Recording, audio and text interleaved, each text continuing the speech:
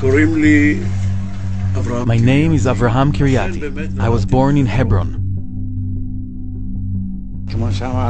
I was born in Hebron in 1919.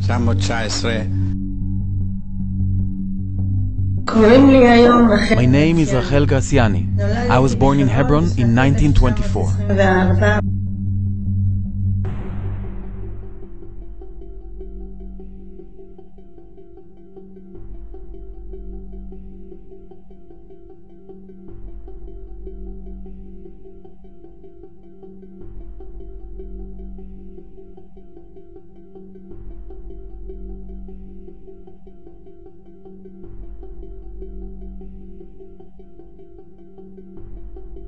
The events took place in 1929. I was 10.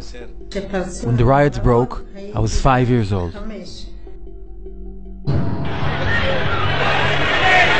was after the midday prayers, when heard in the distance a sort of roar like a football crowd, singing, shouting with a sort of rhythmic fury. Then Grand Mufti of Jerusalem, Hajj Amin al-Husseini, he accused the Jews of wanting to collapse the mosques on the Temple Mount. That led to Muslim rioting. Another policeman came in with blood all down the side of his uniform, and he told me the killing had started in the Jewish quarters.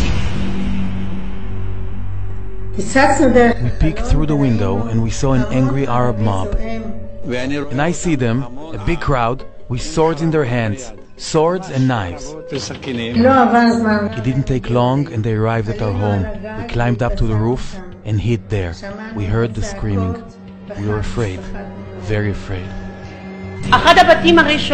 One of the first houses they assaulted was my brother's.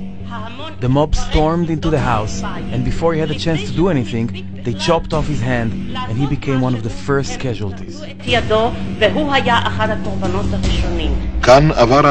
The mob went from house to house and killed with knives and axes 66 Jews. This man here was the leader of the community. They killed him, his son, his wife's parents. The only one left is the little boy who was a year old at the time. I was stabbed in the forehead. When it got quiet and the mob left, people came out of their hiding places and tended to the injured and the dead. One of the women shouted, "The baby is breathing!" They took me out from among the casualties. That's how I was saved. We started realizing the scope of the disaster. We saw through the window that stretchers were coming out of my brother's house, and bodies and people.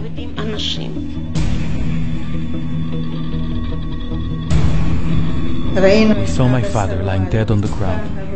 I can't forget that. There's no way I would forget that.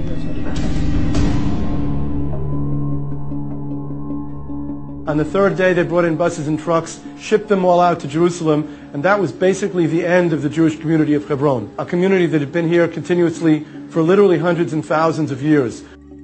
We were the ones who were the victims, and then we were expelled.